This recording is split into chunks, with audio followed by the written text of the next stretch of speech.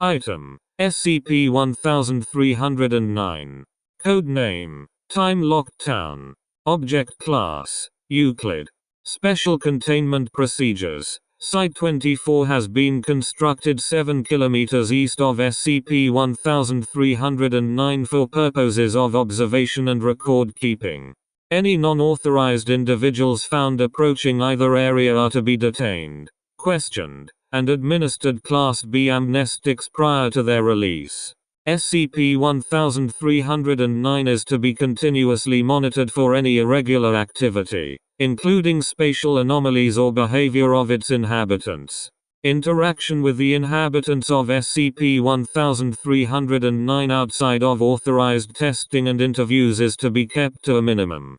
Inhabitants showing continuous or otherwise invasive interest in Foundation personnel or objectives are to be administered Class B amnestics. Because the mechanics of SCP-1309's anomalous properties are not yet fully understood, personnel are forbidden from spending more than 12 consecutive hours within SCP-1309. Description: SCP-1309 is the town of Kleinburg, located in Dewey County, South Dakota, although inhabitants claim they are located within Armstrong County. SCP-1309 has a population of approximately 2,300. The town's inhabitants are of amicable disposition, and are generally receptive to questions from Foundation personnel. Biological analyses show no abnormalities within the inhabitants. SCP-1309 is effectively locked in a recursive period of time within the 1920s. Long-term observation has determined that events do not repeat with each cycle, and inhabitants retain all memories and experiences between cycles. Analysis of on-site records, coupled with interviews, have determined that the period of time is 3,289 days long, extending from the 5th of February, 1920 to the 19th of August, 1928. No discernible spatial or temporal anomalies are detectable when the cycle resets. The inhabitants of the town live and age as would be expected, and both deaths and births have been observed. As of writing, the only constant events in each cycle are the inhabitants' perceptions of time, and all outside news received in SCP-1309 via radio broadcasts or newspapers. Newspapers and radio broadcasts received in SCP-1309 are consistent with documentation from that time period, and repeat on the correct dates. Assuming that the anomaly first took effect in accordance with the actual 19th of August, 1928, SCP-1309 has experienced this 8-year cycle approximately 10 times. SCP-1309 is largely self-sufficient. However, supplies that are rare or otherwise difficult to produce or obtain locally are delivered by a truck that materializes at the edge of SCP-1309, and upon delivering supplies, dematerializes at the opposite edge.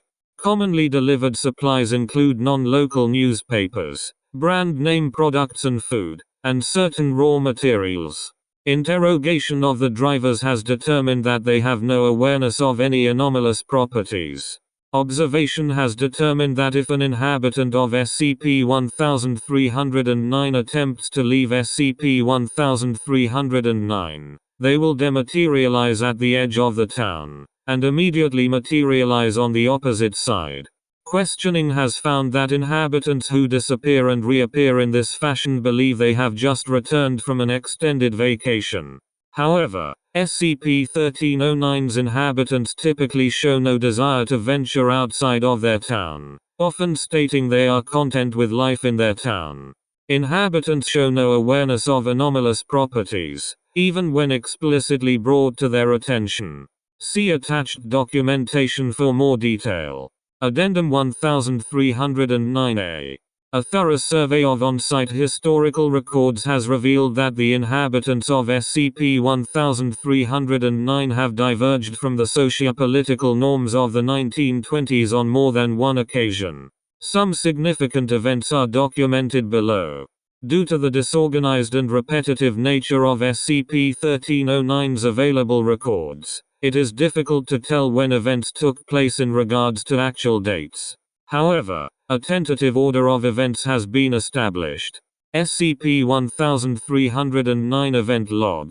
Perceived dates within SCP-1309, June 1927 through May 1923. Description: a significant portion of SCP-1309's population began advocating for the civil rights of African Americans. This movement does not have any discernible catalyst. This movement carried on for approximately 6 years.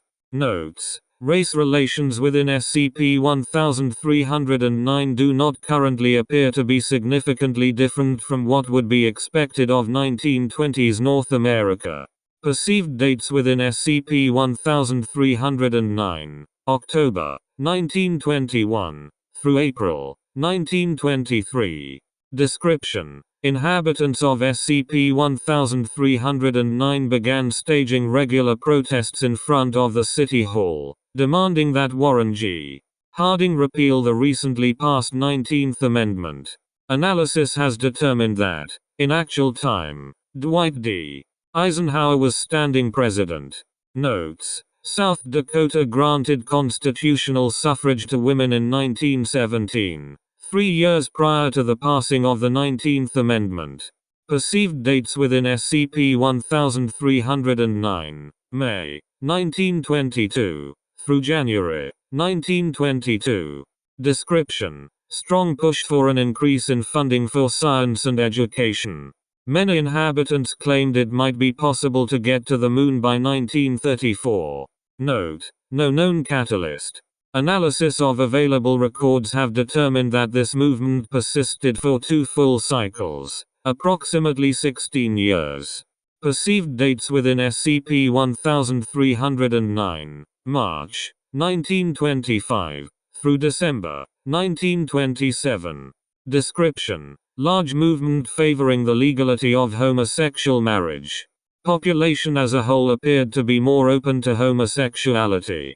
Notes: the catalyst for this movement appears to have been a romance between 2 well-known male inhabitants of SCP-1309. Both men are now deceased. Perceived dates within SCP-1309, April 1925 through September 1924. Description: a majority of the inhabitants of SCP-1309 began outing and ostracizing homosexuals within the town. Protests are held demanding that homosexuality be purged from our town. Notes: it is currently unknown whether this event took place before or after the population's push for marriage equality. Footnotes: 1. Armstrong County was annexed into Dewey County in 1952.